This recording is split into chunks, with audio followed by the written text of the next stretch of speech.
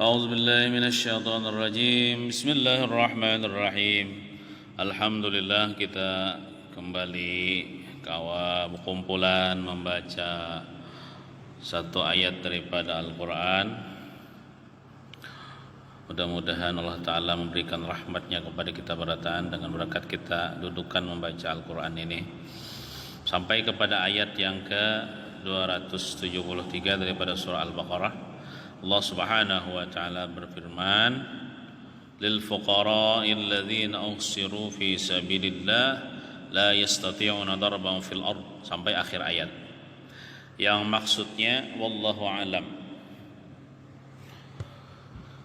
Dalam ayat sebelumnya Allah taala menjelaskan tentang anjuran untuk kita berinfak, bersedekah kepada siapa saja kalau yang membutuhkan, baik nang beragama Islam ataupun nang non muslim. Kita harus membantu apabila mereka mendapatkan kesusahan. Kemudian pada ayat yang ini Allah Ta'ala menjelaskan tentang siapa nang lebih diutamakan untuk mendapatkan bantuan. Misalnya kan sebenarnya kita bantu perataan, kalau cuman yang lebih diutamakan siapa? Ini ada orang yang beriman, fakir. Ini orang kafir, fakir juga. Sedangkan bantuan kita misalnya sebutingannya nih untuk satu orang aja. Siapa yang diutamakan? Nah, dalam ayat ini dijelaskan bahwasanya yang diutamakan itu ialah kita menginfakkan kepada orang-orang fakir yang membutuhkan, yaitu orang yang beriman. Orang-orang yang beriman itu lebih diutamakan daripada orang yang kafir. Lebih didahulukan, kalau bahasa kerennya itu lebih diprioritaskan ya. Untuk mendapatkan bantuan. Karenanya fakirnya mungkin karena sudah tua kada kau cari, atau misalnya fakirnya karena garing, sakit kada kau cari, atau terancam. Nah, terancam. Kalau ayat ini kan mengisahkan para sahabat Nabi, kisahnya. Para sahabat Nabi itu banyak juga orang-orang fakir nang bubuhan ashabus sufah toh. Ashabus sufah itu ada yang mengatakan berjumlah 400 orang. Kurang lebih 400 orang sahabat Nabi. Mereka itu kada ada bisi tempat tinggal, bagan aja di masjid Nabawi tah, bagana kada ada bisi tempat tinggal, kada ada bisi keluarga. Orang-orang yang hijrah dari Mekah ke Madinah, banyak orang-orang fakir, bagana di masjid saja gawian beribadah di masjid, belajar Quran, puasa. Bila ada perang, perintah perang 4 jua perang. Nah, mereka itu kada dibisi usaha, alias fakir, kada dibisi usaha, sibuk beribadah aja. Karena mereka itu mungkin kada ada tanggungan, kada ada anak istri, jadi sabar aja. Namun bisi anak bini harus bercari ya Allah. Nah, mereka ada juga di antara mereka itu hendak bercari, hendak berdagang itu kada kawa keluar daripada kota Madinah. Kenapa? Karena di sekeliling kota Madinah itu dijaga oleh orang-orang kafir. Bila keluar daripada Madinah bisa dibunuh orang kafir. Jadi kada kau bercari. Nah, karena kada kau bercari lalu fakir. Nah, maka di antara sahabat-sahabat Nabi nang berduit itu disuruh untuk mengimpakkan hartanya kepada orang-orang fakir daripada orang yang beriman. Artinya nang sugih membantu nang fakir. Ada yang terancam, terutama yang terhalang usahanya karena disibukkan dengan berjihad. Ada juga nang jar Nabi, ayo kita berperang, 4 jua berperang nih nang sebulan 2 bulan. Jadi kada sempat bacari duit, kada sawa bacari nafkah, sibuk berperang aja. Jadi kada ada berduit. Atau mereka terluka, imbah berperang telah boleh berluka-luka awak. cedera di bakas medan perang kada kau cari juga tah bisa jawabnya sebab itu fakir. Nah, sehingga mereka tidak dapat berusaha untuk memenuhi kebutuhan hidup mereka. Nah, mereka adalah orang-orang yang terhormat, sahabat Nabi tah. Ini mengisahkan sahabat Nabi nih. Orang-orang yang terhormat dan selalu menjaga kehormatan diri sehingga orang lain tidak tahu tentang kefakiran mereka. Kalau dalam ayat tadi kan yahsabuhumul jahilu aghniya min ta'affuf ya Allah. Nah, orang-orang lain tuh menyangka mereka ini orang-orang sugih. Sahabat-sahabat Nabi nang fakir nih. Kenapa jadi disangka sugih? Karena kada pernah meminta-minta. Nah kayak kita aja adalah walaupun kita ini fakir, miskin, tapi hendaknya kita itu jangan menampakkan kefakiran kita. Nang kayak kisah itu menunjukkan kita kada berharap kepada makhluk.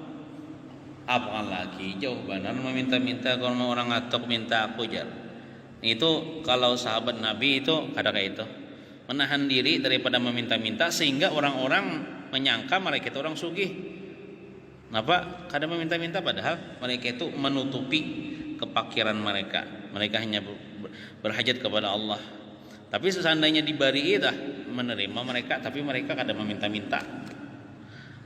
Lalu Allah Ta'ala perintahkan, engkau wahai Nabi Muhammad dan siapa saja yang memiliki ketajaman pandangan, artinya mengenal mereka dari ciri-cirinya, yaitu mereka terlihat khusyuk, ikhlas, rendah hati, orang fakir tuh, dan sederhana sehingga ketakwaannya itu melahirkan kewibawaan di hati dan di mata orang yang memandang.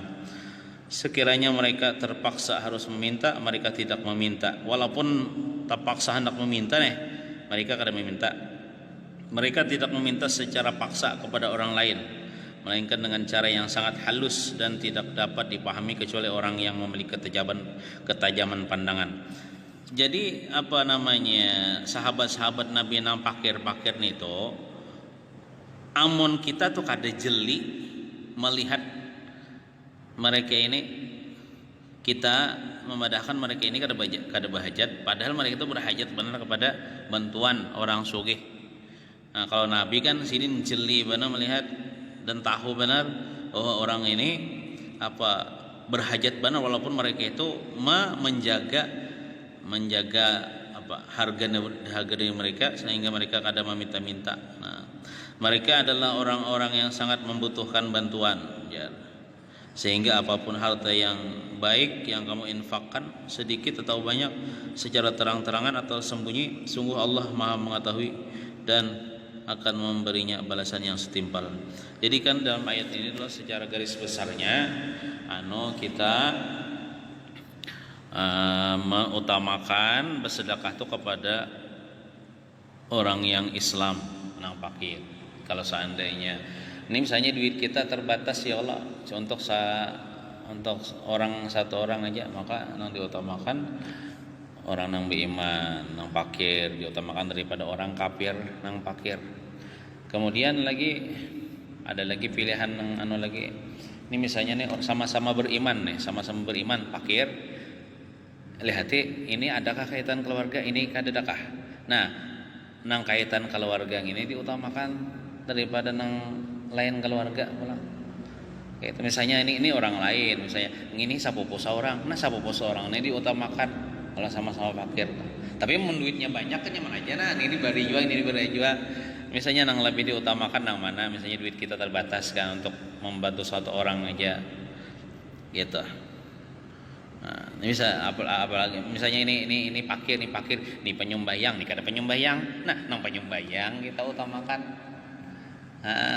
Dulu, nah itu Al-Quran nih memberikan petunjuk kepada kita. Nah kayak itu caranya kita bersedekah. Kalau kita banyak duitnya nyaman ya Allah, nah bagikan orang fakir kan, nggak ada fakir kan bagikan terus ya Allah. Ini misalnya kita nih terbatas ya Allah, dan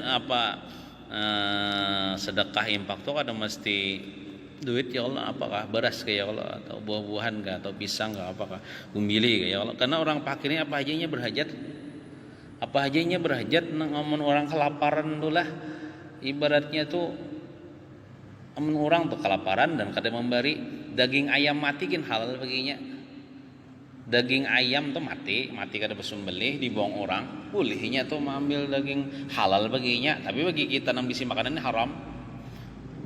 Intinya daripada mati kan, baik kita makan yang haram, tapi baginya halal waktu itu. Misalnya kadida, kecuali daging babi, misalnya mau kada makan daging babi ini mati kadida lagi makanan, terpaksa baginya halal. Artinya orang fakir ini sangat berhajatnya kepada bantuan orang sugih, walaupun bantuan itu sedikit. Walaupun seliter beras, kada perlu sakarung seliter berasnya, atau gumbili ke apakah nang kawa dimakan dah, itu sangat berharga bagi dirinya. Amun kita nang orang sugih ini kan biasa aja misal makan kada habis buang ya Allah, makan di restoran kada habis buang, nah itu. Padahal itu orang fakir, orang miskin menangis melihat nang nasi dibuang, itu makanan dibuang, itu orang fakir kasihan. Nah, itu caranya kita dianjurkan atau diberi petunjuk oleh Al-Quran ini. Dan seandainya kita pun menjadi takdir jadi orang fakir, orang miskin, maka ikutilah akhlak para sahabat Nabi. Nah, apa akhlak para sahabat Nabi? Mereka itu menahan daripada meminta-minta. Seandainya mereka itu bercari toh, tapi karena terhalang oleh berjihad, berperang bersama Nabi kada sempat bercari, atau gering kada kau bercari, atau tuha kada kau bercari, atau hendak bercari ya cuman dijaga kan sekeliling kota Madinah tuh orang kafir dibunuhnya bila hendak bercari keluar. Nah, walaupun mereka fakir, mereka itu pantang meminta-minta, mengharap-harap, menanai kepada manusia. Hakun balapar bahasa kitanya. Tapi mun orang memberi, alhamdulillah diterima. Mun orang kadang memberi, sabar balapar. Nya bila sabar balapar tuh ganal yo pahalanya. Nabi itu bila sidin ada lebihan pasti tuh diberi Nabi, sahabat-sahabat Nabi nang fakir tuh. Tuh Nabi. Walaupun misalnya secangkir susu unta, secangkir susu, semangkuk susu ada lebihan bawa Nabi ke masjid Nabawi itu, karena bukan yang fakir-fakir itu kan ada di bisi rumah, bukan di masjid aja ibadah. Nah, sedikit seorang jangan dianggap sepele kita bersedekah walaupun secangkir susu itu gin loh, bagi orang fakir sangat berharga. Tapi ngarannya Nabi ini sidinkan beberkah loh, secangkir susu tuh nah diminumi pada beratus-ratus sahabat itu kada habis secangkir susu tuh karena berkahnya Nabi nih. Sampai ke Nabi belum tak bulik susunya tuh kada tauna, padahal yang lainnya tuh dah minum dah berataan hilang sudah, haus sudah agaknya. Nah, itu diantara mukjizat Nabi nih, luar biasa. Nabi kena minum terakhir kalinya tuh. Padahal Nabi itu berhajat juga kepada susu, kepada makanan tuh, tapi sini mau utamakan orang lain. Nah, itu akhlak Nabi bilang, mau utamakan para sahabat. Kena bila sisanya hanya Nabi. Itu namanya pemimpin. Kadar pemimpin tuh inya aja nama Allah sorangan, rakyat tuh sisa-sisanya aja, atau kada diberi sama sekali. Nah, kadang itu pemimpin itu sayyidul qaum khadimuhum ja. Pemimpin suatu kaum ialah menjadi pelayan bagi kaum itu. Artinya pemimpinnya masyarakat menjadi pelayan bagi masyarakat, bukan jadi bos. Artinya pemimpin itu melayani. Artinya melayani itu orang berdahulu, nah dilayani jangan seorang berdahulu. Itu arti pemimpin. Sayyidul qaum khadimuhum. Pemimpin suatu kaum ialah hakikatnya dia menjadi pelayan, menjadi khaddam bagi kaum itu. Wallahu a'lam. Mudah-mudahan kita seberatan selamat dunia wal akhirah, amin ya rabbal alamin. Sallallahu ala sayyidina Muhammadin wa ala alihi wasallam. Walhamdulillahi rabbil alamin. Taqabbalallahu minkum.